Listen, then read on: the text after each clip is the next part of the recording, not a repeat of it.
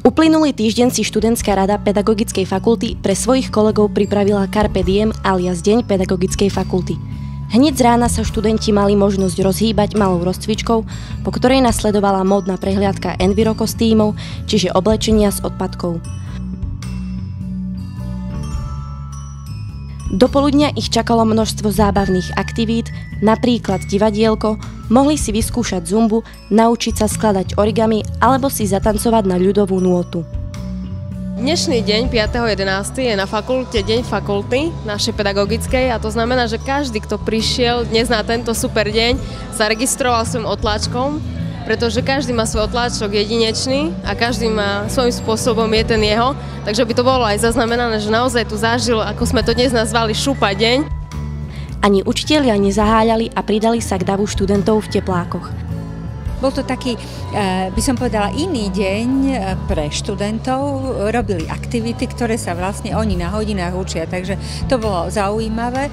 A my sme mali takú pauzu, vlastne 2 roky, kedysi sa to volalo Noc dekana, respektíve Deň dekana tento deň. Dnes si myslím, že už bol najvyšší čas znovu toto podujatie oprášiť a urobiť fakultu inak, ako je bežné zvykom. Bolo to dané na takej dobrovoľnosti. Učitelia mali pokyn, že samozrejme, ak študenti budú chcieť z výučby odísť, tak jednoducho prednosť má tento deň a výučba teda je dnes tá sekundárna. Študenti, učitelia sa od rána od 8 zabávali, spoločne sme si zažili rannú rozcvičku, potom sme mali folklórne záležitosti, čiže sme sa učili tancovať, mali sme zumbu, mali sme papierovú vojnu, jednoducho naozaj úžasné aktivity, ktoré sceľujú, združujú a jednoducho podporujú atmosféru výbornú na tejto škole.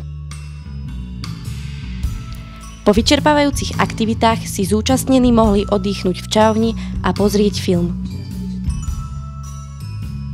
Milí študenti, práve sa nachádzame v učebni predškolskej pedagogiky. Učíme sa tu rôzne veci, ktoré sú prospešné pre našu budúcu prax. Ako ste si mohli všimnúť, momentálne je v tejto miestnosti čajovňa. Túto krásnu miestnosť sme si pretvorili z toho dôvodu, aby sme si spríjemnili tento deň, aby sme zažili niečo spoločné, aby sme sa porozprávali či už s vedením, alebo my ako študenti.